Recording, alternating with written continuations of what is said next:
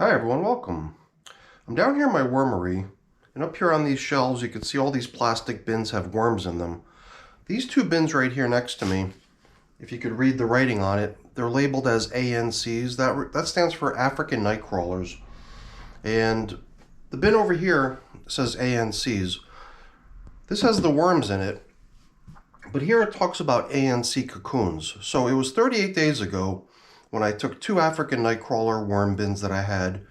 I harvested the castings, but rather than using the castings out in my garden for planting, I placed the castings into this tub right here with the assumption that the castings probably had a whole bunch of worm cocoons mixed into them. So for the past 38 days, I've been waiting for baby worms to emerge from those cocoons. And it was 8 days ago, when the bin had been already 30 days old, that I laid some food into here, because I was starting to observe little baby worms up near the surface, up on the paper covering here and within the material. So I thought it was time to start trying to lure the worms out of the material. And at the same time, when I was in here 8 days ago, I also had given the regular worm bin here a feeding. I believe there's been maybe 3 or 4 feedings at this point, or maybe this will be the 4th feeding. I've lost track at this point. But it was 8 days ago when we last checked in on these. So we're going to see how the food supply is doing in here. From what I remember vaguely, I remember it was maybe not a very plentiful feeding. So they may very well have done away with the food that they got last time. So we'll probably add some food to the worms. Here, you know, if they're little baby worms, they're probably still doing okay with whatever food was laid in there to try to attract them out of the finished compost. So I doubt that we'll need to supplement the food supply in here, but we'll check on how they're coming along. Hopefully everything's working well in these systems. So we're going to get them up on the bench and take a closer look. So let's get started. So I'm going to start here within the cocoon nursery bin. I usually check here first. So because there's plastic coverings, the moisture that is held within the material that's in the bin, it would normally try to escape, but since the plastic is there, it catches all the moisture, forcing it to recirculate down into the bin, keeping things nice and damp out on the surface. And that's why you can see the paper here is fairly damp. I'm fairly certain that the paper was more or less dry the last time we checked in here. And I know that we added some damp cardboard as well as fruits and veggies into here, but other than that I don't think there was any other moisture added. So I believe that all this moisture that's collecting in here that we can already start to see, it's most likely moisture that came out of either the paper that's in here or the fruits and veggies that were placed into here. Now, one thing I like to do sometimes is try to get a sense of how the mite population in here is coming along. Because I've been using this material that's meant to try to get rid of the mites, this neem seed meal. I've got it right here. I could show it for a moment there. It's referred to as neem cake in the vermicomposting circles. But if I'm not mistaken, all these little tiny white specks we're seeing here and over here as well, I believe I see some of them over here too. I believe that those are the little tiny white mites that have been kind of a thorn in my side with these African nightcrawler systems for some time now. And they're part of the reason I've been trying to use the neem cake to try to get rid of these little guys. So a lot of times I'll shoot a little bit of time-lapse footage just because they're such slow-moving critters that there's really no way to tell how many of them there are unless you could observe their movement. So I'm going to shoot a little time-lapse to see if we can get a better view of what we're looking at here.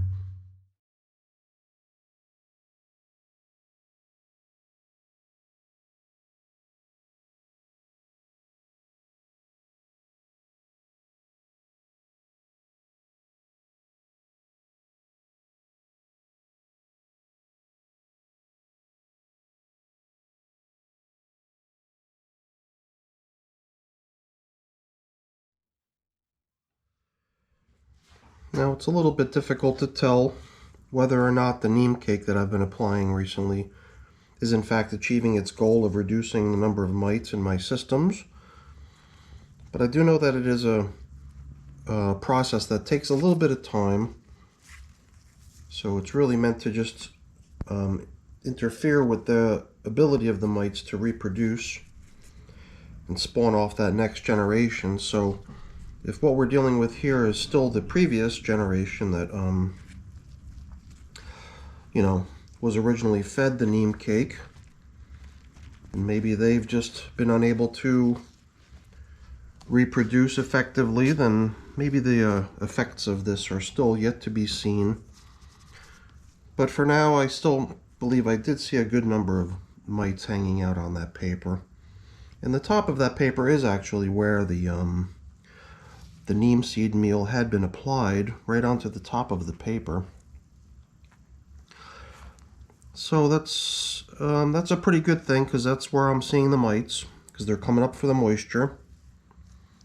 And hopefully they're partaking in the neem seed meal, making a nice snack out of it, and hopefully it's gonna have the desired effect of eventually reducing the mite numbers. But I'm gonna have to be patient, I believe, before making a judgment on whether or not I believe it's working to my favor or not. So now it's been a week, no, more than a week, 8 days since we came into this edge of the bin with a bunch of damp cardboard. We had let this cardboard soak in water, let it get nice and wet, and then we also placed frozen foods into here. The frozen foods would also thaw over time, releasing moisture, hopefully all attracting worms into this area.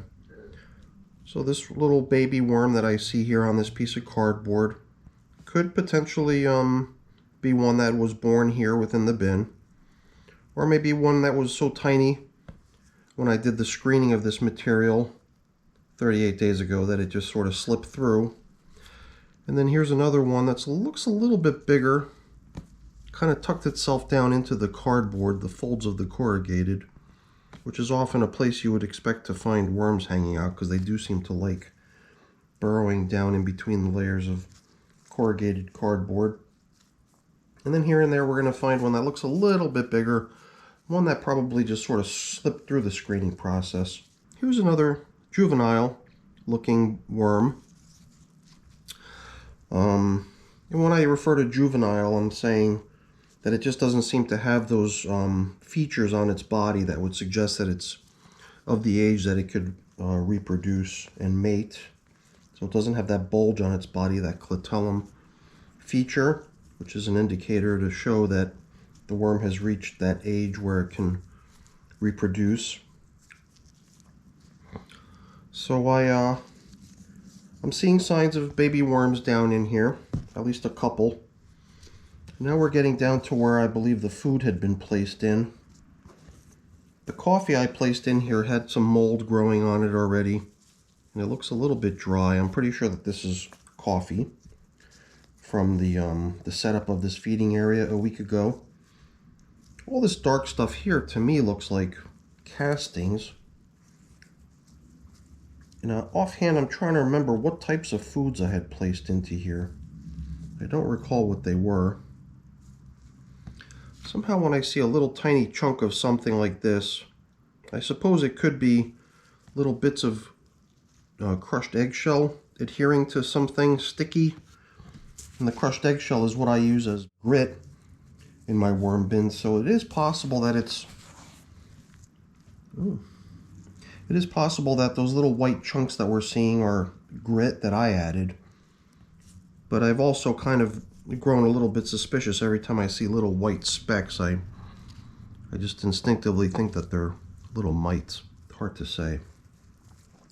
So as I start to probe around down here in the lower end of the feeding area, I could certainly see 1, 2, 3, 4, 5, 6, 7, 8. You know, definitely signs of little tiny baby worms, you know, mixed in with a couple older ones who probably were not born in this bin, but the little tiny ones I would have to say were definitely born here. Because, I mean, if this system has been sitting here like this for 38 days, that should be ample time for the baby worms to make their way out of their cocoons, and probably even give them enough time to start wandering over to this edge of the bin where the food's been laid out to attract them over here. So that's a pretty good sign. From the look of it, there's good amounts of lingering remainder of coffee still over here. And I could see chunks of the banana peel that was placed in here too. You can see it even has some of the gooey, meaty stuff stuck to it. I'm trying to see what other things are in here. This looks like part of a mango seed shell, which I believe was part of this bedding area that I had set up long ago in here.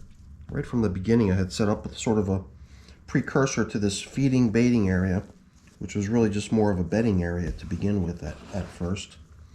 And then 8 days ago, we added the food. But it does seem like the food is really what's triggering the movement of the worms over to this edge of the bin now. And it does seem to me almost as if, even though we had added frozen fruits and veggies, which would have released moisture into here, as well as a bunch of well-dampened cardboard into here too, it does seem possible that this material is still a little bit drier than what the worms might consider to be ideal. This is a peach pit. No, probably not a peach. It's probably a plum. It's a little bit smaller than a peach pit. So I was thinking I might add a little chunk of food, because while the time lapse was running, I ran upstairs to the kitchen to bring down some food items with the intention of giving those food items to the mature worms in the other bin that we're going to check in on and feed. But I also bought a little bit more just in case we found that the stuff in here had been depleted, or I guess I wasn't expecting to find the material in here to be depleted, because even if a whole bunch of baby worms made their way over here, I would think that they're not going to put a huge dent into the food supply. But it does seem like they've, worked some of it down. So I'm going to supplement what was placed in here with just a couple extra little pieces of food, just to combine a little bit of fresh stuff with the 8-day-old worked stuff.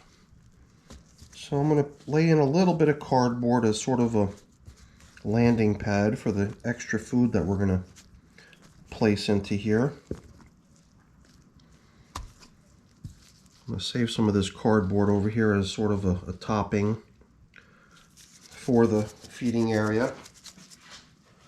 I've got my squirt bottle and it's running a little low, but I'm going to see if I could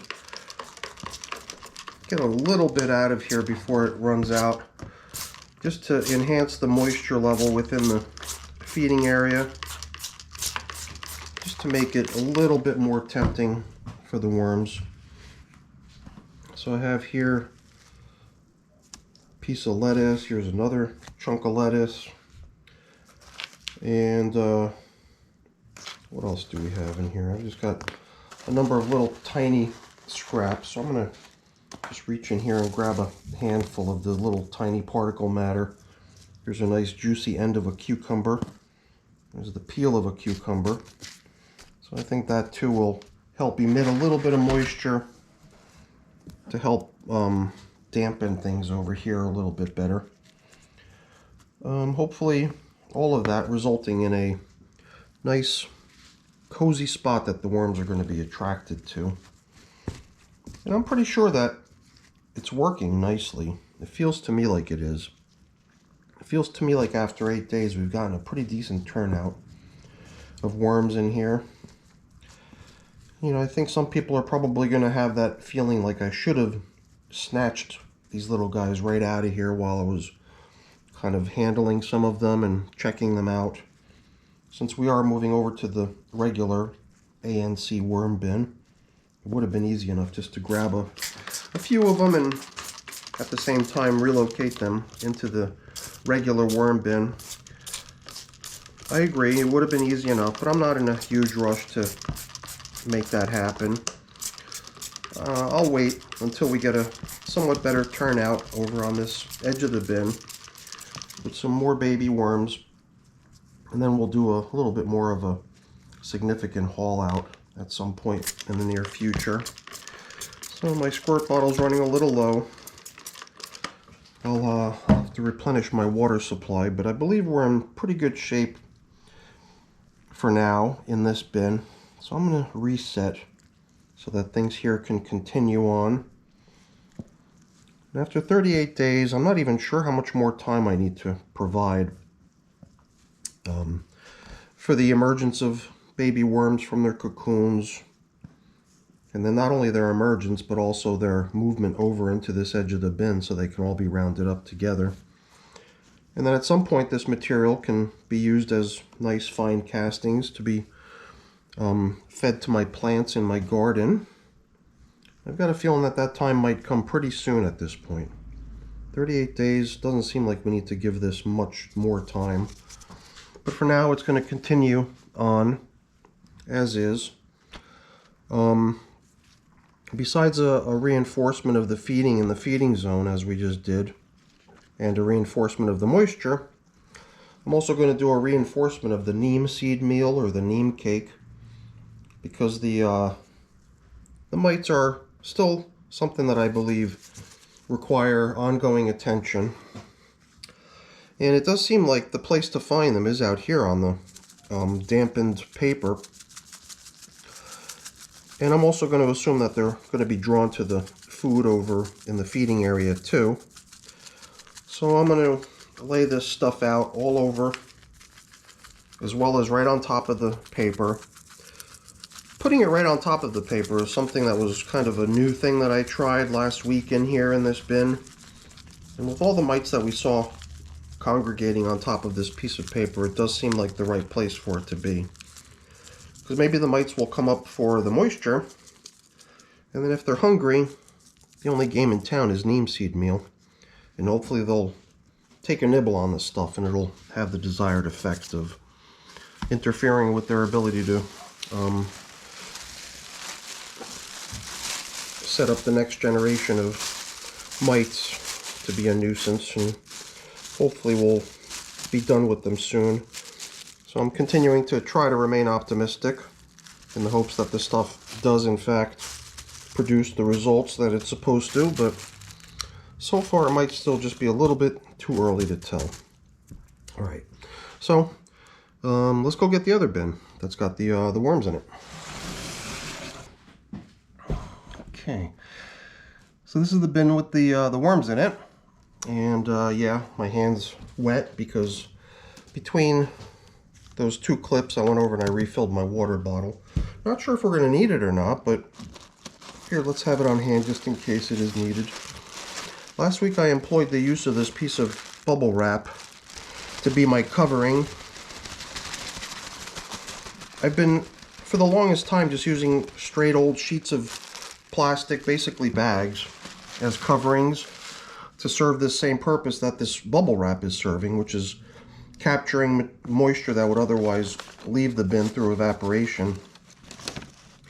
But the imagined improvement by switching to the bubble wrap is that you allow for a little bit more airflow.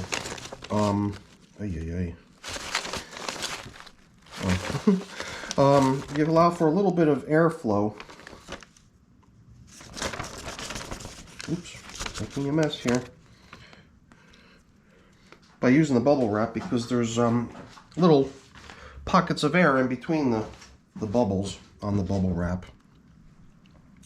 I was startled when I first opened this up and I saw little pockets of white, or what appears to be white, but if I'm not mistaken, the neem seed meal has this tendency to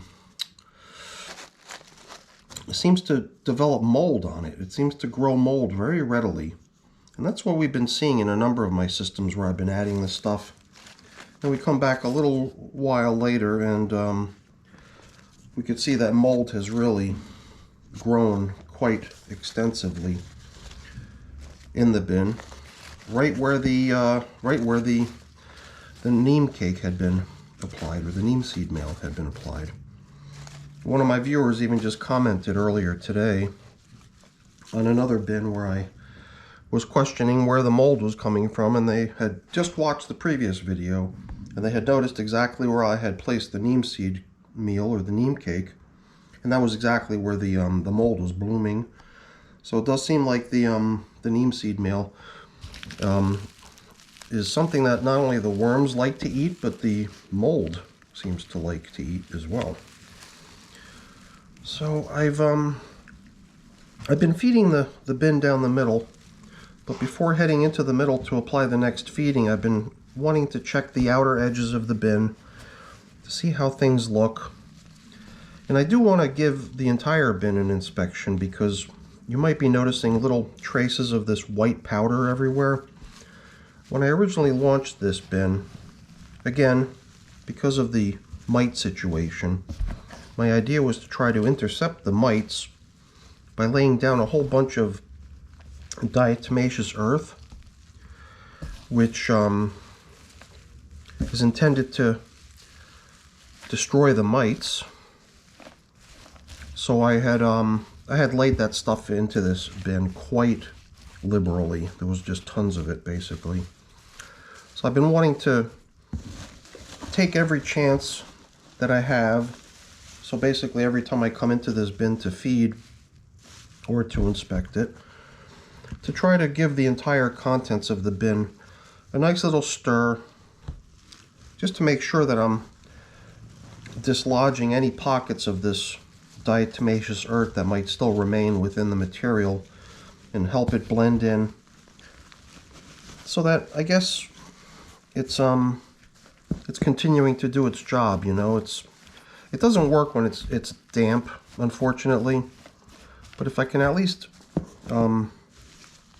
stir it around, maybe it'll land in certain little pockets where it does have a chance to dry out a little bit. There are places where the material seems a little bit drier, and then maybe it'll still have that effect of doing away with mites if they encounter it. Or who knows, maybe even if they get the stuff stuck to their bodies while it's damp, if the mites end up in a place where they manage to dry off a little bit, then maybe the diatomaceous earth will have the desired effect of wiping them out. Yeah, I guess the other thing that I like doing is just seeing how the worms are doing out on the edges, because even though I'm feeding down the middle, I'm curious to see how the worms are doing out on the edges. And I'm always assuming that the worms are going to be down in the middle area where the feedings have been applied. But I'm not certain that that was necessarily the case in this bin. Something rings a bell in terms of, like, maybe we were seeing plenty of worms hanging out here, you know, out on the edges of the bin, kind of further away from where the food's been getting applied, out within the paper and within the leaves. And then when we eventually made our way into the middle area where the feedings have been getting applied, we saw fewer worms than were expected. Because, you know, you would expect the worms to be mobbed around where the fresh food was put in. But I think that it was in this bin that we sort of observed that they weren't really congregating in the feeding area quite as much as what would have been expected. And I guess sometimes I'm just a little bit more in tune to the behavior of red wigglers, because I always sort of revert back to my expectations of worm behavior based on what red wigglers normally do, because I started with red wigglers and I'm accustomed to seeing red wigglers mob around the food supply in most cases. But since these are night crawlers, they do usually have a slightly different behavior when it comes to the food. They don't seem to mob around the food quite the way the red wigglers do. But you never know. So I like to save the feeding area for last in the hopes that maybe we do get a little bit of a worm spotting. A little bit of a worm action when we unearth the spot where the previous feedings had occurred. And you know what? Now that I'm thinking about it, this is not the bin where I noticed no worms down the middle where the feeding was occurring. Because now that I think about it, the worms were actually found in great numbers right down the middle where the feeding was applied last time. It was another system of mine where I noticed that the feeding area was unusually devoid of worm activity, but it does seem like we're seeing a much more normal sort of congregation of worms coming down to the middle of the bin to feast on the food that was placed into here for them 8 days ago. And they're out here in great numbers doing something that I normally don't see the night crawlers doing, which is, you know, doing that mobbing behavior the way the red wigglers do. You know, I don't know. I mean, a lot of people look at this batch of worms. Every time I mention how these are my so-called African night crawlers, I usually get 1 or 2 people commenting how these don't really look like their African night crawlers. So it sometimes calls into question whether or not I really did get African night crawlers when I was hatching these worms from cocoons something like 2 years ago when I originally got them. So I'm still not 100% certain that what I've got here are African night crawlers, but that's what I was told when I got them. And until I have some definitive way of identifying what type of worm they really are, if they're not African night crawlers, I intend to just keep calling them that. Because then what else am I going to call them, you know? The mystery worm breed. The worms that I don't know what they are. So for now, I'm just continuing to refer to them as African night crawlers because that's what I was told they were when I was given them. So, ooh, that's a little bit more than half. This coffee has really dried out. Stuff's been sitting around for some time now. So we'll blend it in here a little bit.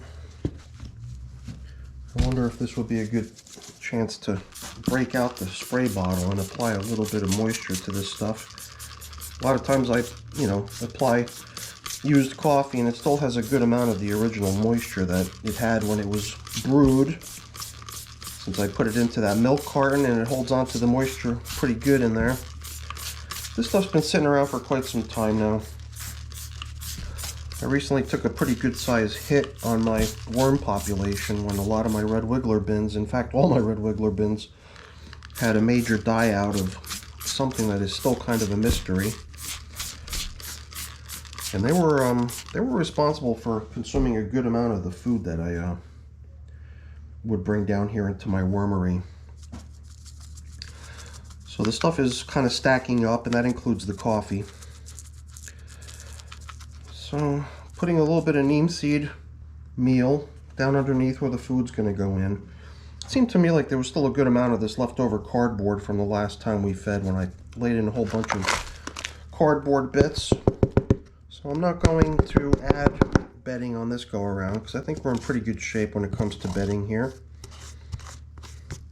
I'm just adding the food, and that includes the coffee and the neem seed meal. And the neem seed meal's purpose is not so much to be food, but it's more for